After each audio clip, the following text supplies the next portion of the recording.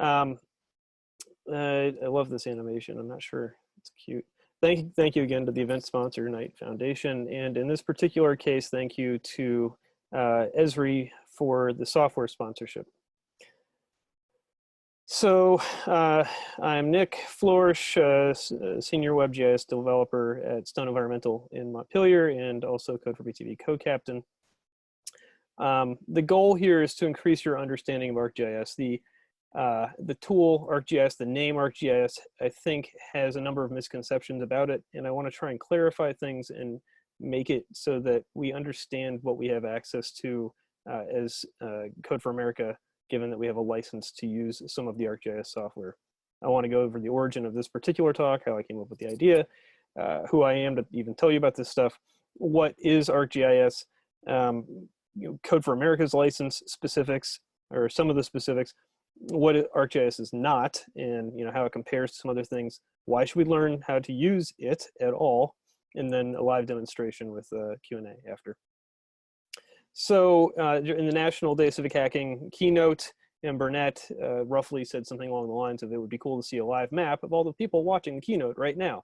And I saw what they said, and I said, well, I think I can do it in about 15, maybe 20 minutes. I had an opt-in survey where people were submitting their locations, and it was showing up live on a map.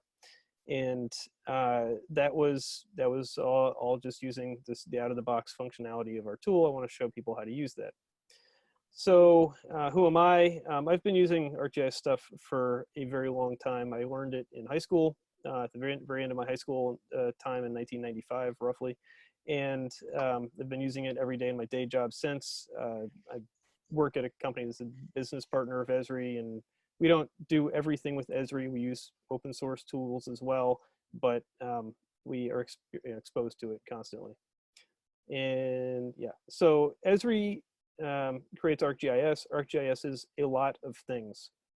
So this screenshot is something I made out of the non-developer documentation website at ArcGIS, or Esri's website. And you can see that there's a whole lot of different individual products here. There are just a ton of them. And each one has got its own development team assigned to it and its own life cycle, documentation, and purpose. And I wanted to try and emphasize that ArcGIS, in a sense, is really an ecosystem and a platform. It's not one particular thing. So, it runs on desktop, native mobile, web mobile, it's web-based. There's extensions for Adobe Creative Suite or Salesforce or Microsoft Office, whatever. There's Python libraries, processing pipelines, data sets. They sell hardware solutions. There's closed source stuff. There's a lot of open source stuff that they give you. It's kind of like the Microsoft Office or Adobe Creative Suite of the GIS world. And it's been around for a long time, since 1969, which is when it was founded. Bill Gates was 14 when when Esri was founded. I'm not going to claim that it's better or that it's the best because of the age or the market penetration. I'm going to say that it is, however, something that brigades are likely to run into because it's ubiquitous in state and local government and the public sector for dealing with spatial data. And that's why we need to care about knowing more about it. We have a license. It's called an ArcGIS Hub Premium license. So what does that mean? Well, first of all, Hub is a special tool or service that Esri created. It's designed to drive citizen engagement in solving community problems, and around specifically what they call initiatives. So, a community decides on an initiative such as restoring businesses after COVID, or zero bike accidents, or greening up parks or something. And then they want this to be a platform that the community can use to drive that initiative work forward.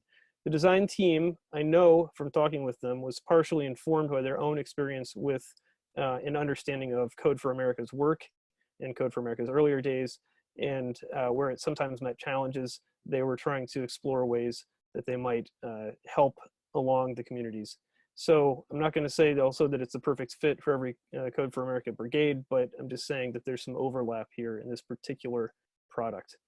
Um, in order to make it possible for a community to engage and drive towards success on an initiative with this digital platform, they realized that they needed to actually empower the community, allow the community to use some of the digital tools in ArcGIS Online that they wouldn't normally have access to. So when there's a Hub Premium license, which is what is in the dark or the extra thick box in the bottom left, it comes with a number of additional tools that are, granted access to the community, so that the community can create data, develop data, share data, analyze data, and move towards those initiative goals. I'm going to go over some of these. We're just scratching the surface tonight.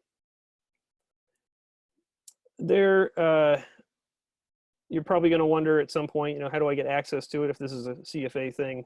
I think probably the fastest way is to have your brigade captain send your first and last name and preferred email address to me or at Hamhands, who is Patrick Hammonds, and he or I will get you access to the account based on that. What is ArcGIS not?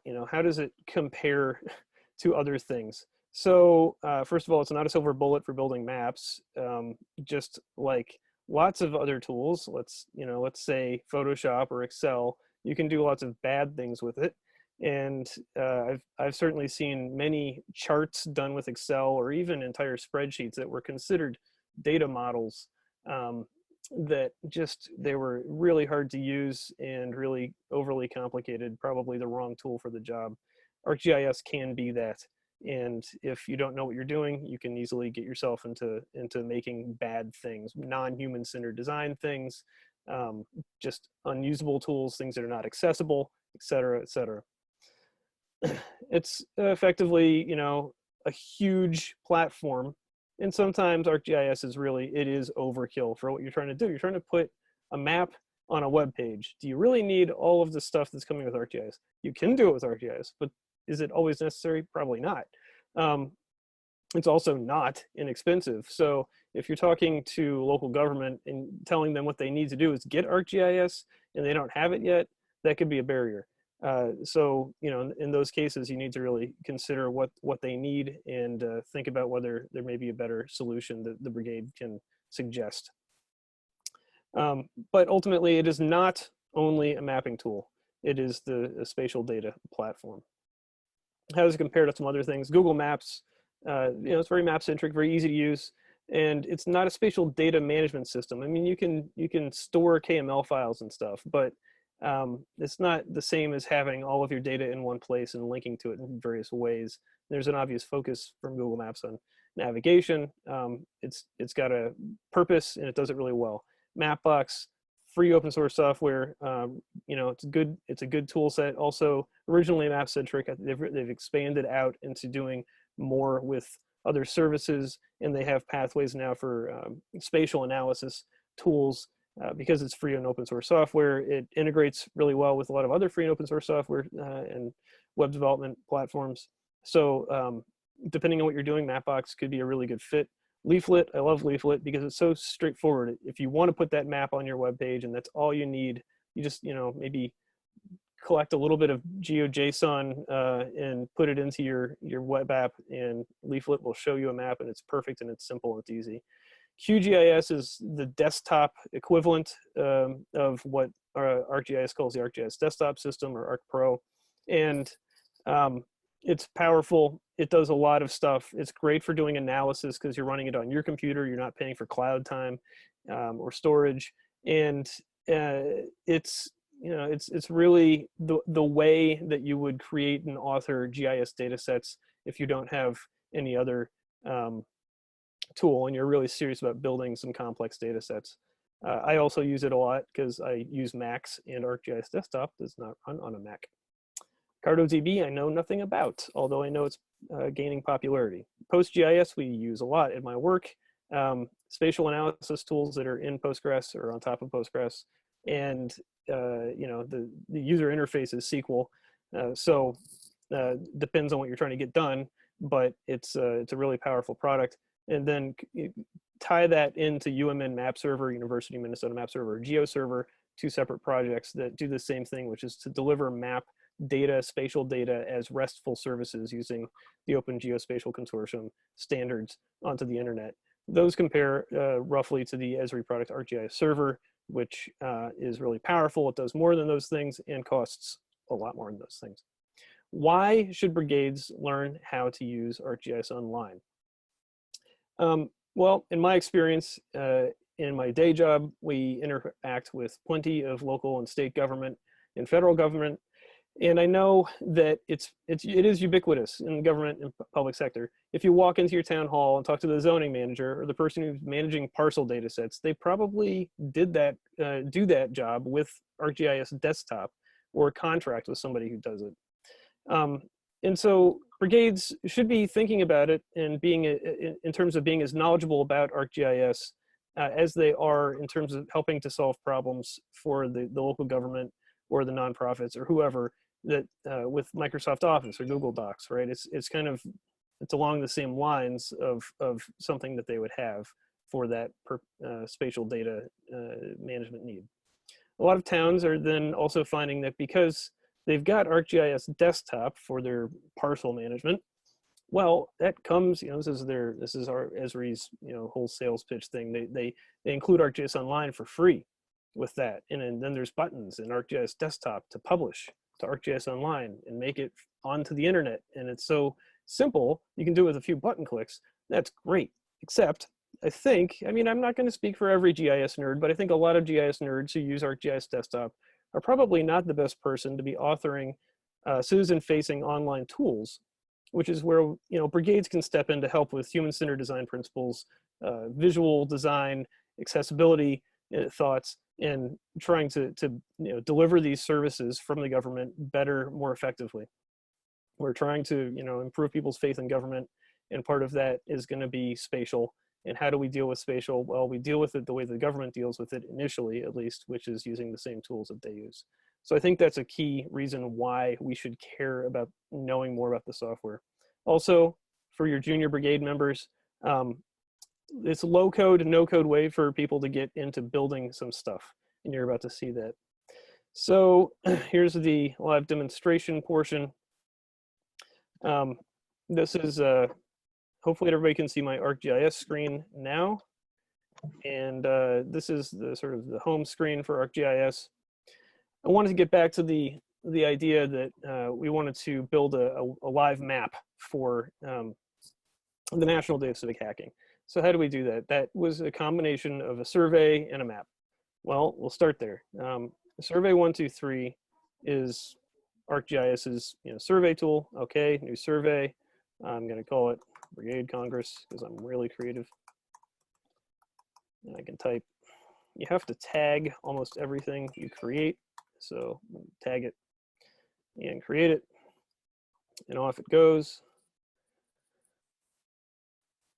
Waiting. All right. So this looks like Google Forms, sort of, doesn't it? It's not that hard to understand. This is drag and drop. One of the first things we wanted with the National Day of Civic Hacking was to figure out where people were. So let's put this map thing. We're dragging and dropping. Where are you? Or where do you want to be? That.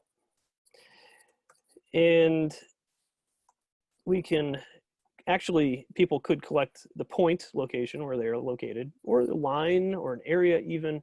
We can change the base map away from the standard base map. I'm going to use OpenStreetMap because they're cool. And we're going to say, ask for device's location when opening this question. All right. So now if you're on a mobile phone, it will ask, where's your, or even sometimes on your laptop, right? Now, this is a survey. Let's add a few other survey questions. Oops. Drop down, let's say, what brigade, I'm on a different keyboard than it was earlier. Brigade, are you from? All right, I could do 3 choices. You know what? Tom Dooner has done such a great job collecting brigade information. It's like, why not just take that brigade? information on GitHub, and boom, we're going to have all the brigades worldwide, probably more than we need, but all right. Then let's do another drop down. You know, what is your role in the brigade? And I'm lazy still, so I'm going to copy and paste some other multiple choice options in. There, good. I'm going to add another one. Oh, yes. Drop down.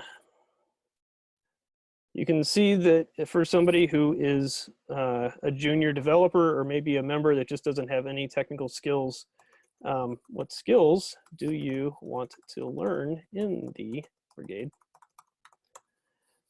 That this is a way that they can build, I mean, it's like Google Docs or something. They can do something useful here that doesn't require them to necessarily be an expert in React, for example.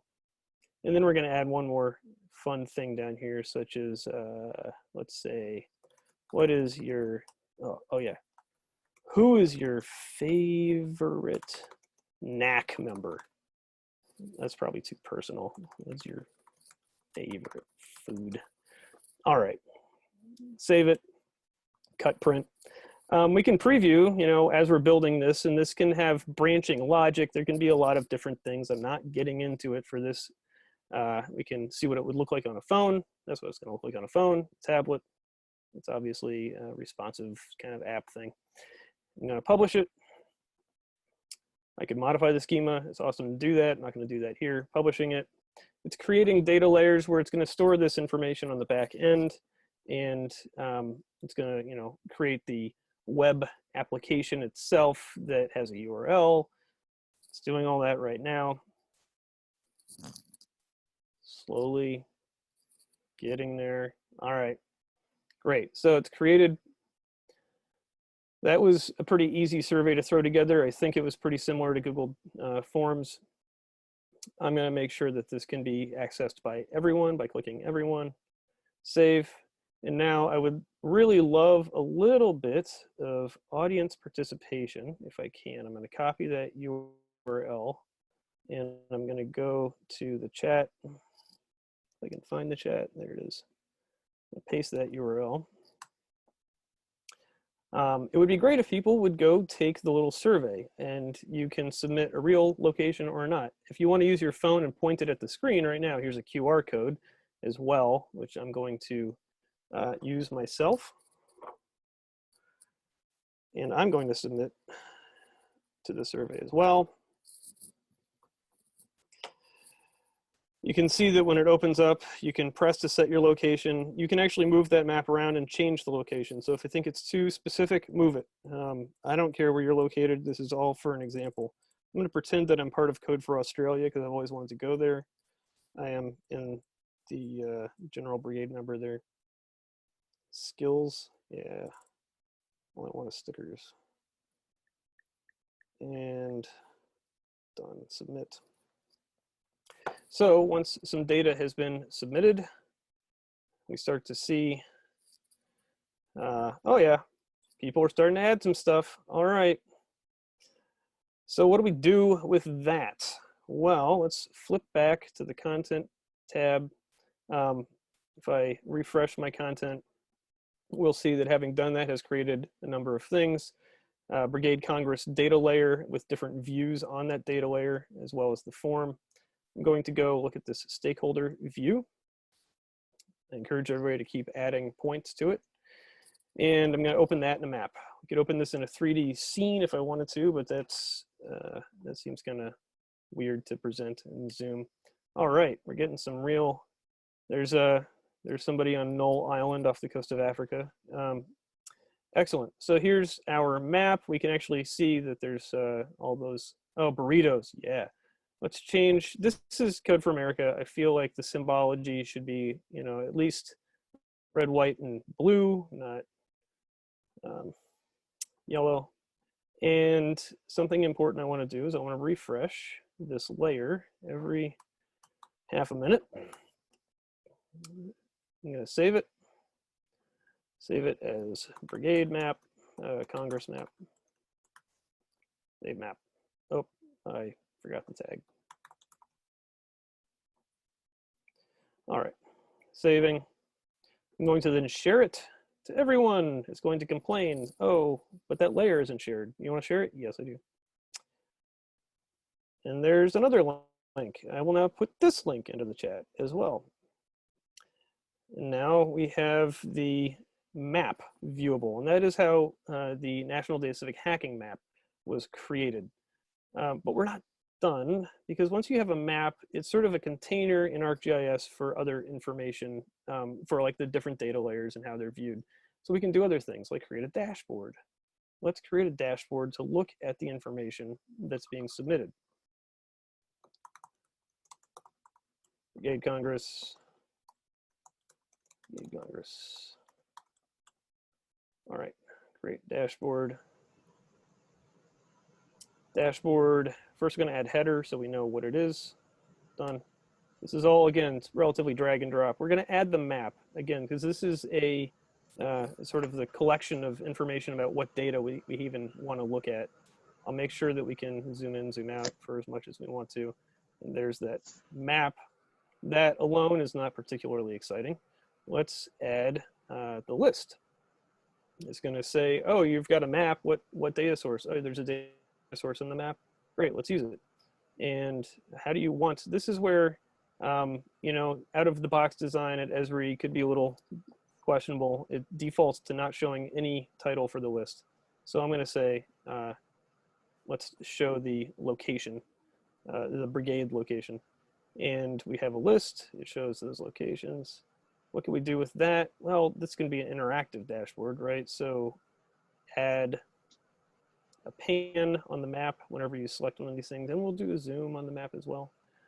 And that's done. So now if I click this code for Boston location, it's going to, or the hack for LA location, or another code for Boston location. That's good. This is a dashboard. We need a pie chart, obviously, for some reason. And the category for this, I think, is what's your role in the brigade. Done. I don't know why it makes it huge on the side, but that's not where I want it. I want it to be smaller and underneath. So there, we've got a pie chart. Great. Save that, you know, cut, print. If I go back and look at my content, I've got this dashboard. I want to make sure that it's public. It's public now. And if I go, close that and just view the dashboard, there's the URL. Everybody should be able to access that now. As you're adding points, they should be updating, which is the fun part about the map refreshing automatically. So the last thing I'm going to do is show ArcGIS Hub. And I want to show it because brigades can use it. What they call initiatives in Hub can be used also just to create effectively a blank website. A number of templates come out of the box, and this is something that a lot of organizations have, or local government have found interesting lately. There's templates for websites and data sets that come out of the box for grow your economy, grocery store inventory, COVID-19, equitable property value, emergency response. These are all really good things, and we should explore them a different time. I'm going to use this really exciting template called blank template that I created. I'm just going to call it, guess what, Brigade Congress. Okay, go. It's going to create the initiative, which in this case doesn't have a whole lot going for it because it's blank, hopefully. Yay. The big check mark says yay. It's creating it. There it is. It is blank. I'm going to now say, well, if this is a blank, chat's in the way, thing, we need something. Oh, let's put that map in it, because that map is a map, and maps are fun. I'm going to go make sure it's my candidate, Brigade. There we go. Brigade Congress map, select. All right, I've got a map. What else do I need? Well, this was a survey-driven map. Why don't I include the survey in there? I'm going to select that survey. I'm going to say it's right here. Select it. it can either launch another window or you can just embed it right into this thing, this site that we're on. And, you know, I think since I asked for people to share their favorite food, we should probably, whoops, not JSON. It's gonna ask me what I want. I'm gonna look for Brigade Congress in here in terms of the data set, select that. And what is your favorite food? Oh boy, we got a whole lot of different answers. All right, so all that stuff's on, save it. I'm gonna make it public. I'm gonna save it again because I should have saved it after I made it public. And then I'm going to publish the draft. And the last thing I'm gonna do, which I think every brigade should know about, is go into settings, go into the beta settings, and turn on the site translation button, which enables the Google Translate option. Okay, publish, published, and view. All right, this is a really basic hub site. It doesn't, you know, do everything that it could, but it does collect some information together, and we could view it perhaps in some different languages.